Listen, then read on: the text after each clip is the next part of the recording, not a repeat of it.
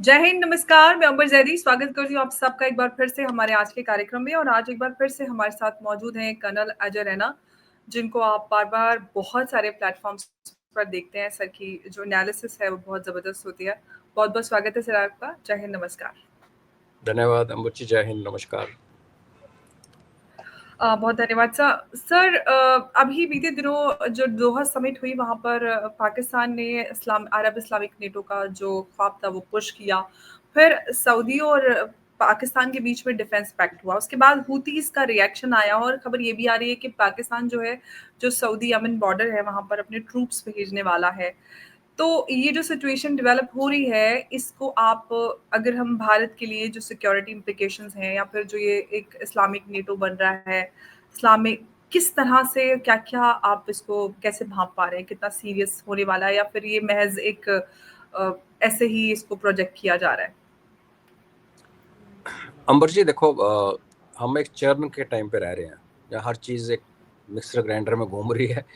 क्या निकल के आएगा कुछ पता नहीं, मक्खन निकलेगा कि दूध फट जाएगा पता नहीं, ये बनाना शेक बनाना पड़ेगा, आई डोंट नो। बड़ा मुश्किल है लेकिन प्रिडिक्ट करना। बट ये तो है कि काफ़ी कुछ हो रहा है हमारे अड़ोस पड़ोस में, तो उसके बड़े एंगल्स में हम देख सकते हैं।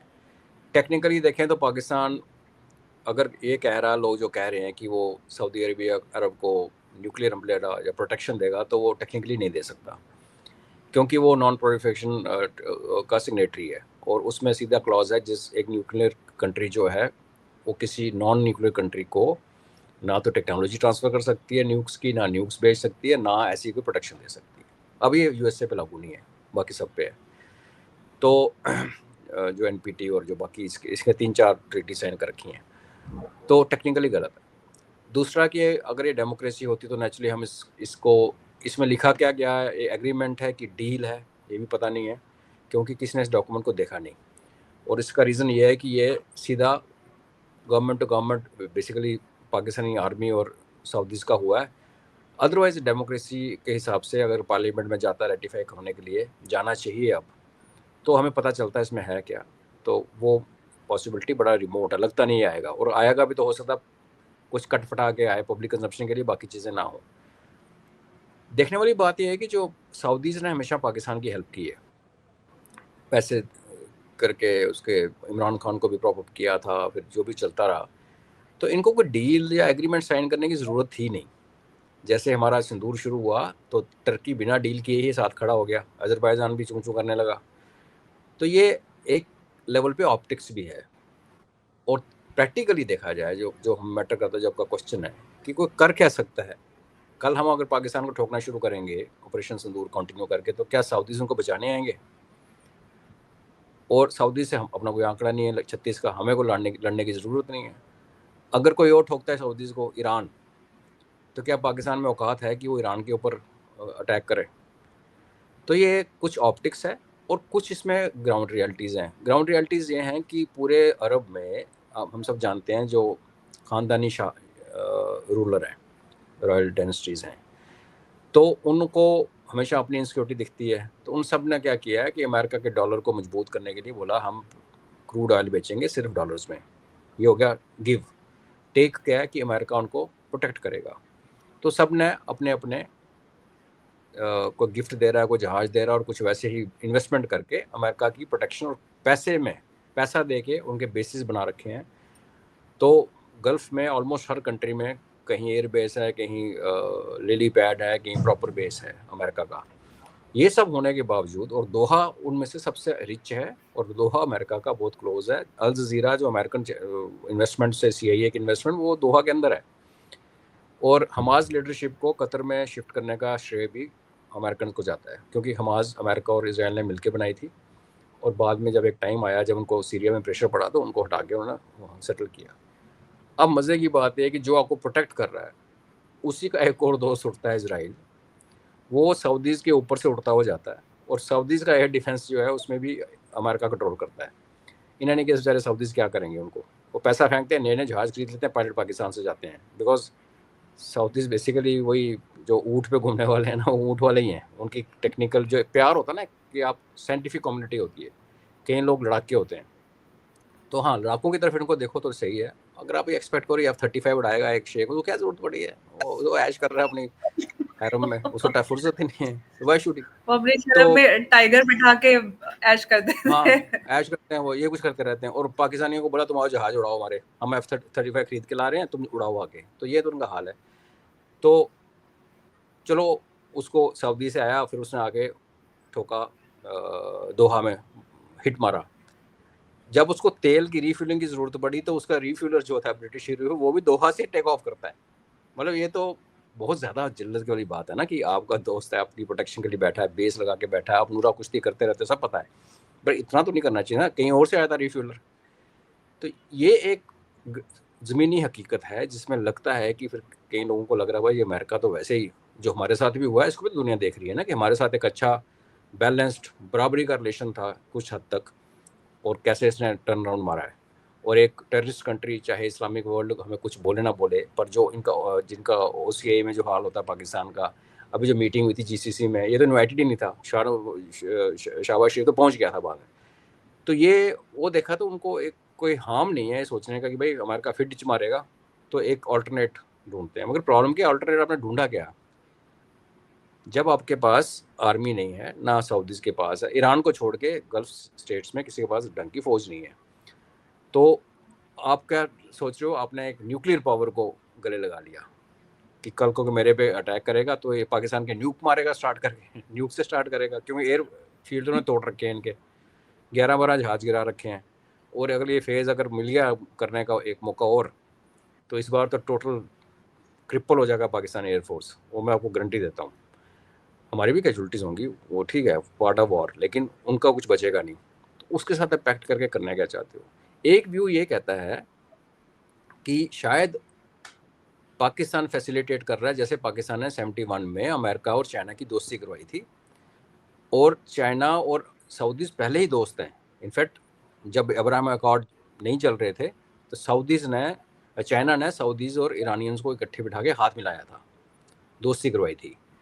तो क्या वो जो उसका चाइनीज़ प्रोजेक्ट है कि CPEC तो बंद हो गया, CMEC म्यांमार वाला बंद हो गया, तो क्या वो जो कह रहा था हम अफगानिस्तान लेके जाएंगे, और अफगानिस्तान से फिर आगे ईरान आता है तो उसको कैसे स्कर्ट करेंगे पता नहीं, शायद सेंट्रल एशियन रीजन से होते हुए घूमते फिरते अजरबैजान से आगे नीचे वो आए, तो क्या सऊदीज़ को उसमें भी आगे इराक खड़ा है मतलब ये जो पाकिस्तान से आवाज़ उठी थी कि हम इसको BRI को एक्सटेंड कर रहे हैं, पाकिस्तान हेल्प कर रहा है चाइना को, तो मुझे समझ नहीं आ रहा था कि किस रास्ते से BRI बना रहा है, बिकॉज नक्शा देखो तो ना तो पाकिस्तान सऊदीज़ को टच करता है, बीच में बहुत बड़ा फॉर्मिडेबल दुश्मन खड़ा है, सऊदीज़ का भी और पाकिस्तान का भी दोस्त नहीं है ईरान, और ऊपर से तो बेसिकली ये क्या है, जब तक जहाँ तक हमारी सिक्योरिटी का इशू है आज की डेट में, हमें कोई ज़्यादा वरी होने की ज़रूरत नहीं है, बिकॉज ना तो सऊदीज़ हमारे साथ लड़ने आएगा क्योंकि पाकिस्तान से हमारी लड़ाई होगी।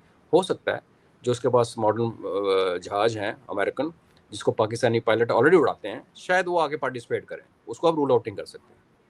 मगर इतना बड़ा डिसीजन सऊदी अरबिया लेने से पहले सोचेगा। और पाकिस्तान सऊदीज़ को क्या बचाएगा, वो हौतीज़ के जो आप कह रहे हो, तो हौतीज़ अपने आप को बड़ा सुपीरियर मुस्लिम मानते हैं अरब्स के बीच में भी, क्योंकि एक बार प्रॉफिट मोहम्मद ने कहा था कि मुस्लिम हो तो ऐसा हो, यमनियों जैसा हो, ये बिल्कुल फॉलो करते हैं, बड़े ईमानदार हैं ये, तो शुरू से वो कहते हैं अरब्स के हम सबसे अच्छे मुस्लिम हैं, और वो पाकिस्तानी को मुस्लिम मानते ही नहीं। अब उस और उनके खिलाफ आपने, वो शिया हैं, उनके खिलाफ अपना खड़े कर दिए ये वाले पाकिस्तानी लूजर्स, तो वो तो कुट कुट के इनका ढेर बनाएगा, हमें क्लियरली पता है। वो कह रहा है 25,000 कब्रें बनाऊंगा मैं, तो उसमें हमें सरप्राइज नहीं होना चाहिए। बट बेसिकली देखो अंबर, आज अगर बात ये है सर कि मैं जब हमने ये पाकिस्तान, पूछना चाह रही थी आपसे कि जो जी हुतीस की जो वार्निंग है उसको कितना सीरियसली हमें लेना चाहिए? हमें नहीं लेना, वो पाकिस्तान को सीरियस लेना ना, हमें हमें क्या अंदर से प्रॉब्लम है? मतलब ये जो पूरा उस कॉन्टेक्स्ट में पूछ रही हूँ, नॉट हमें एज कंट्री, हम इस कॉन्टेक्स्ट में पूछ रहे हो कि कितना हम हाँ, तो सीरियस मान वो सकते हैं। पिटाई करेंगे, वो पाकिस्तान को बड़ी बुरी तरह से मारेंगे, मुझे कोई डाउट नहीं है इसके। उन्होंने तो अमेरिका के दांत खट्टे कर रखे हैं। सी, एक देश जब वो एक देश होता है ना, तो आप उसको डरा के धमका के उसकी सिविल पॉपुलेशन को ब्लैकमेल कर करके थोड़े काम निकलवा लेते हो। वो जितना मर्जी बहादुर हो, दलेर हो, उसको आप थोड़ा काबू करके रखते हो, जैसे अफगानिस्तान में हो।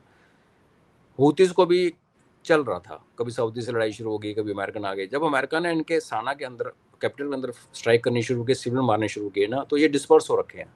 अभी इरेगुलर आर्मी है और अपने देश में अपनी ज़मीन पे लड़ रही है, और उनके सामने आपने खड़े कर दिए पाकिस्तानी, जिनको बलूचिस्तान वाले पीट रहे हैं अंदर अपने देश में, केपीके में मार पड़ रही है, और हमारे सामने तो वैसे वो इस तरफ आते ही नहीं।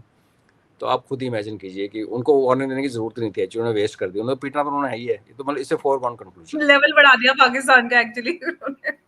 हाँ चलो, हाँ जगह जगह पीटा, तो इस पर थोड़ा और पिट जाएगा, पर कुछ नहीं होने वाला। बट मैं जैसे कह रहा हूँ, इसका टेक्स्ट क्या है, इसका कॉन्टेक्स्ट क्या है, वो हम किसी को नहीं पता किसी आज की डेट में। और ये पब्लिक स्पेस में अगर नहीं आता उनके थ्रू पार्लियामेंट, तो फिर स्पेकुलेशन है कितना पैसा सऊदीज ने दिया है, उसके बदले में क्या गेन हो रहा है, इसका कुछ पता नहीं। बिकॉज सऊदीज ने एक टाइम पे अफगान जो जिहाद था उसमें बहुत कंट्रीब्यूट किया था, अमेरिका के बराबर का कंट्रीब्यूशन किया था मॉनेटरीली। तो आप वो नाते भी नहीं तोड़ सकते।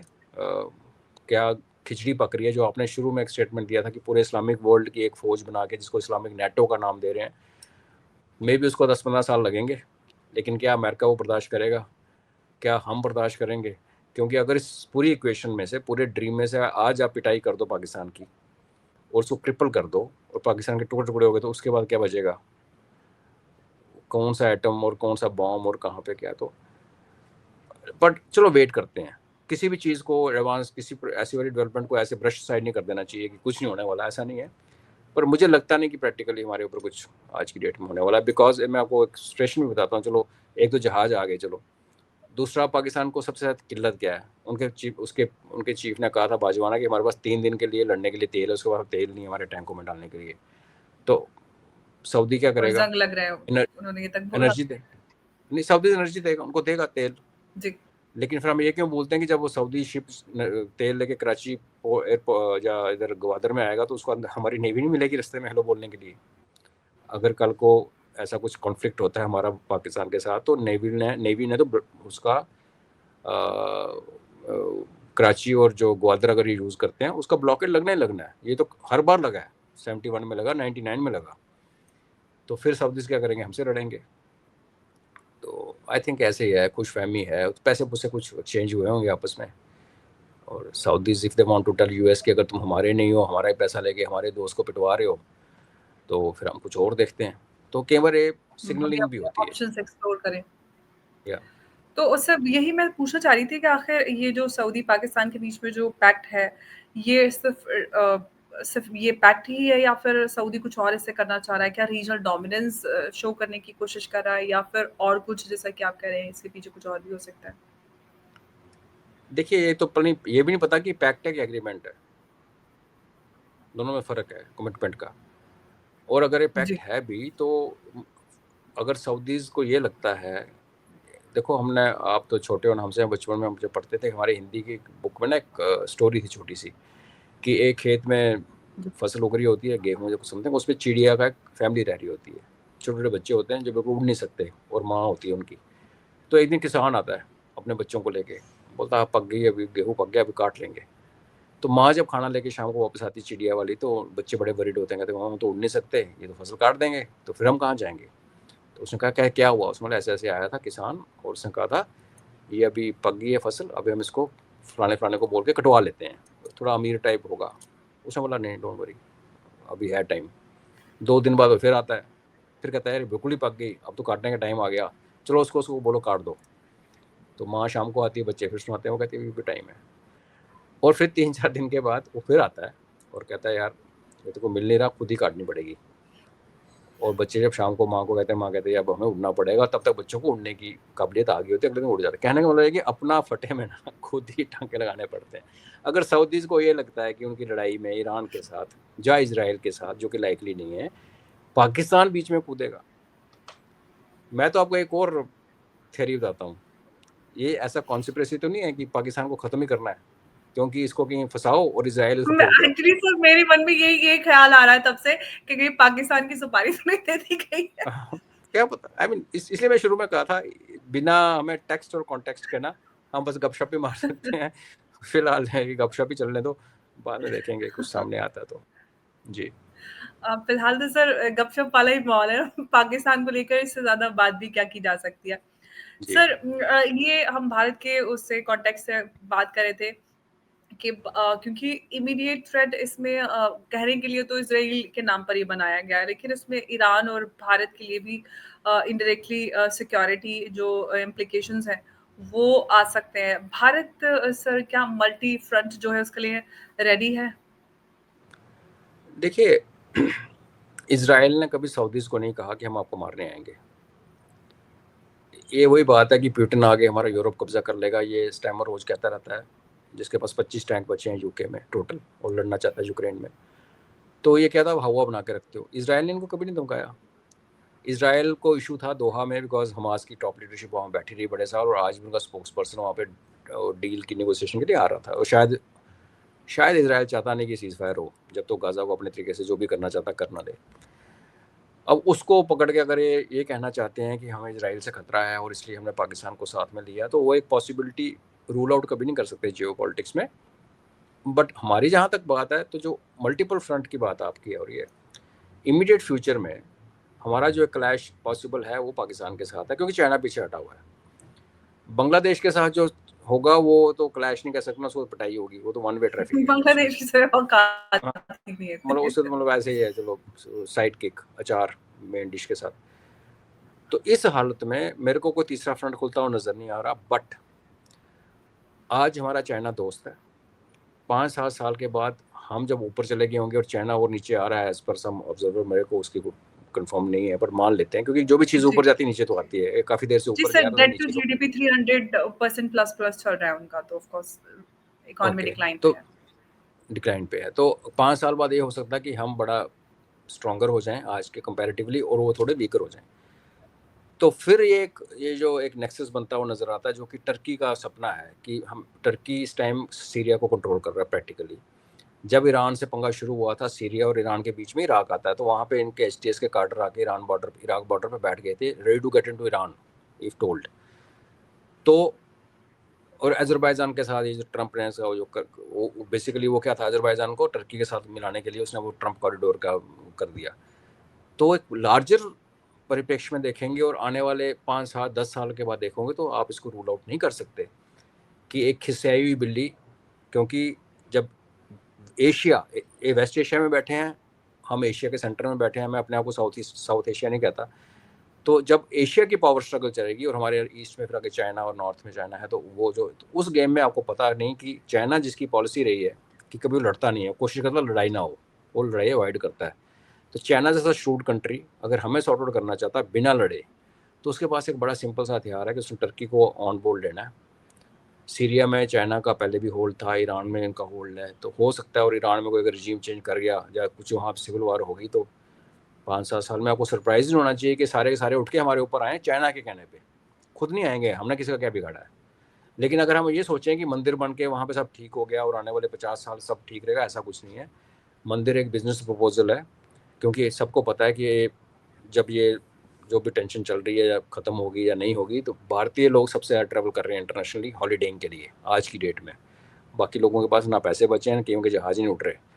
तो उसमें अगर आप एक इंडियन टूरिस्ट के लिए एक जो दुबई में स्टॉप ओवर करके कल को फ्लाई कर रहा है से यूरोप जा रहा है, अगर उसको आप एक इंसेंटिव देते हो कि भाई यहाँ एक सत्यनारायण जी का मंदिर बन गया, अक्षरधाम टाइप बन गया, तो आप स्टॉप ओवर ना करो, आप रुक जाओ एक दिन के लिए, take a break, go see, और you go to Dubai just to see UAE, other parts of UAE. तो ये बेसिकली टूरिज्म प्रोजेक्ट है, हमें कुछ ज़्यादा इमोशनल होने की ज़रूरत नहीं है।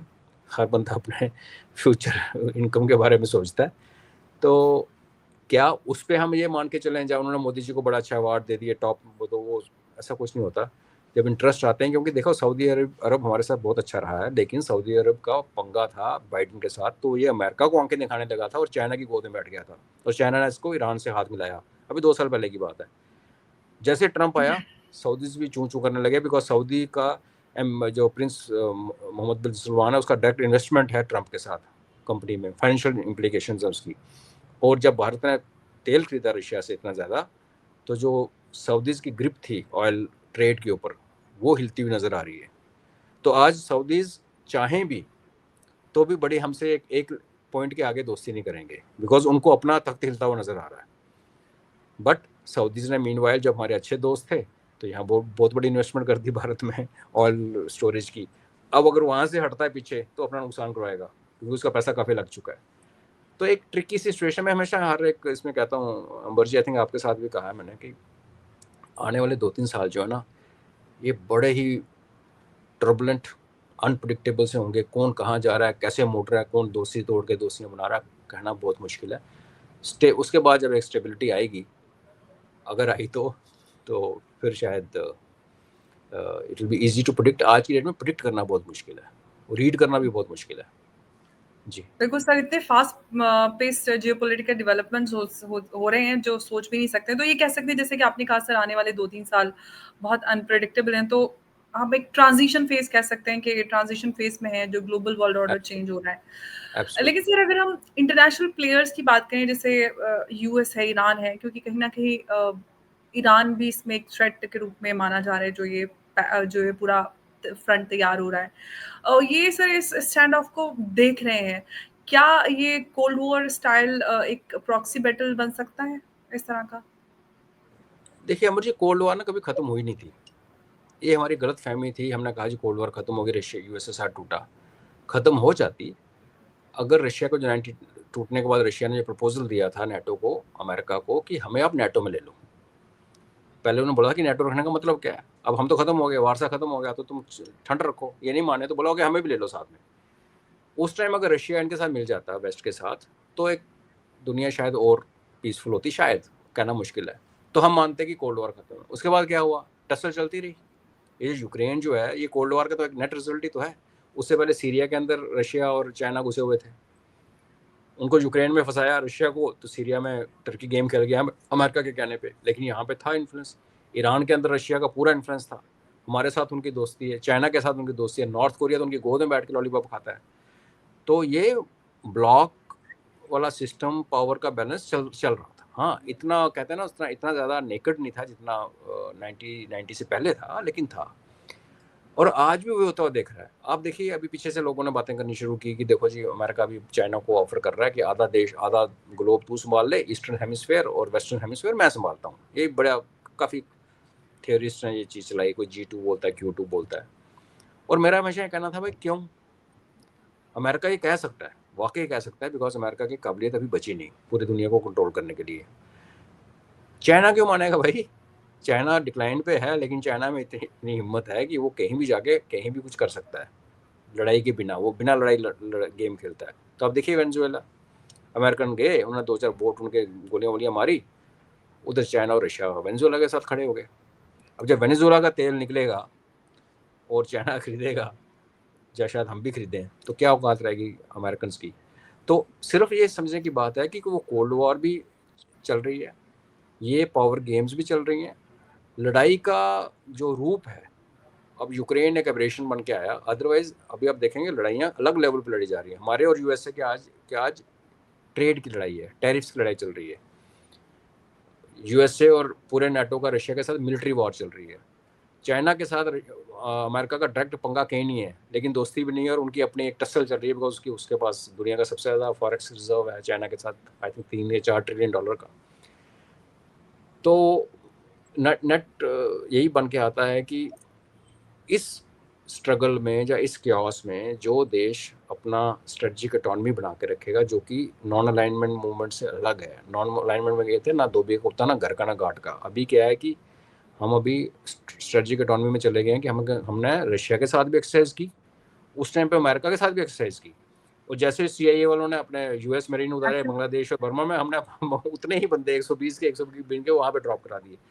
तो ये जो कि आप बैक फुट पे नहीं हो, लेकिन आप फालतू में एपिसोड, वो क्या बोलते हैं, रिवर्स स्वीप नहीं मार रहे, आप स्ट्रेट बैट से खेल रहे हो। तो ऐसी पॉलिसी देख के मुझे थोड़ा कॉन्फिडेंस आता है कि ये जो गंदा सा टाइम आ रहा है, चल रहा है, जो आने वाला और गंदा होगा आगे, हम उसमें सेल थ्रू कर जाएंगे। और वो एक फिर जो हमारा राइज लेकिन का सर, जो, जी, जी, जी, प्लीज़ आप कंप्लीट कीजिए सर। नहीं बस दैट्स इट, ऐसे that will lead us to a higher level. जी। सर अगर हम यूएस की बात करें, तो यूएस अपनी पॉलिसी से जो वेस्ट एशिया है, या जिसको यूएस मिडल ईस्ट कहता है, उसमें किस तरह से अब बैलेंस कर पाएगा ये सारी चीज़ें जिस तरह से डेवलप हो रही हैं? बड़ा क्लियर दिख रहा है जी कि नेतन्याहू बात नहीं मान रहा यूएसए की, और यूएसए की डीप स्टेट पे ज्यूज का कब्जा है। और ये जो चार्ली किर्क को मारा, एक मेरी तरफ से, मेरे हिसाब से एक सिग्नल था ट्रंप को कि तू भी सुधर जा, क्योंकि चार्ली किर्क जो किसी टाइम पे ज्यूज के फेवर में बात करता है, बीच में थोड़ा उसको एकदम से वो लिबरल वो होना शुरू हो गया था, और उसने रिसेंटली जब इसराइल के पीएम ने उसको बोला था कि I want to invest in your foundation, turning point foundation, तो उसने मना कर दिया था। और बाय द वे वो हमारे भी बड़े खिलाफ था। उसको जो भी लोग बाहर से अमेरिका में काम करते थे उसको बड़ी चिढ़ थी। और जो आज ये भी H1P1T1 जो भी हुआ जी। है, मैं इसको HIV ही कहता हूँ, तो ये उसी की सोच का नतीजा है, उसके मरने के बाद हुआ है। लेकिन एक सिग्नल दे दिया गया ट्रंप को भी, क्योंकि जद्दा में देखो ना आप, जब ये दोहा में हुआ है, आप दुनिया का कौन सा ये लॉजिक है कि आप वहाँ बैठे हो उस देश को बचाने के लिए, और जो आपका दोस्त उसको मारने आ रहा है, आप उसको पहले इन्फॉर्मेशन दे रहे हो, फिर उसको तेल भी दे रहे हो ऊपर जहाज की, गिर ना जाए जरा, जाए तेल ना खत्म हो जाए। तो ऐसे वाले में अमेरिका का रोल, जो जैसे मैंने कहा, उसकी जो कैपेबिलिटी थी ना पूरी दुनिया को कंट्रोल करने की, वो दिन ब दिन कम हो रही है। और यूक्रेन में जो प्रोग्रेस हो रहा है उसको, उसके साथ ही आप वेस्ट एशिया को जोड़ के देखिए। बिकॉज यूक्रेन में जो हथियार पाकिस्तान ने जैसे यूक्रेन को बेचे थे, फाइनली वो हथियार इसराइल ने यूज़ किए हमास के खिलाफ गाजा में। तो ये सर्कल आपस में जुड़ा हुआ है सारा, बेसिकली जो ट्रेड, ये जो वेपन का जो फ्लो है। तो कन्वेंशनल वेपन यूएसए के कम से कम होने जा रहे, इसलिए आपने यूएसए को नूरा कुश्ती करते हुए देखा ईरान के साथ, कि मैं आ रहा हूँ, तू देख ले, इतने बजे आऊँगा, तो खाली खुली कर ले, झाड़ू वाड़ू मार ले, फिर कुछ फेंका, फिर चला गया। तो यूएस मिलिटरली इन्वॉल्व नहीं होना चाहता, उसकी कैपेबिलिटी नहीं है आज की डेट में। तो वो क्या करेगा, अब वेस्ट एशिया में जो इसराइल करना चाहता है वो कर रहा है। जैसे बोला मैंने, गाजा खाली कराना है, वेस्ट एशिया की तो बात ही नहीं करते, वहाँ भी काफ़ी लोगों को मार रहा है वो। लेकिन इसलिए हमने शुरू में कहा कि हो सकता है कि ये देख के सऊदीज ने कहा भैया कोई कोई पाकिस्तानी को पकड़ो, उसके पास कहने को तो एटम बम तो है, और कुछ ना हो तो यूएसए का रोल तो रहेगा। लेकिन जो एक काबिलियत थी ना कि कितनी आग तेज करनी है, कितनी कम, मुझे नहीं लगता वो थोड़ा। और उसके उसमें देखो, हमारी इसराइल के साथ ट्रेड डील हो रही है जब हमारा और यूएसए का आंकड़ा फंसा हुआ है, और इजरायली टीवी कह रहा है नेतन्याहू को सीखो कैसे रूल करना है मोदी से। तो यहाँ एक और रिलेशनशिप डेवलप हो रहा है। हमारा तो इसराइल के साथ पहले भी रिलेशनशिप था, कोई डाउट नहीं।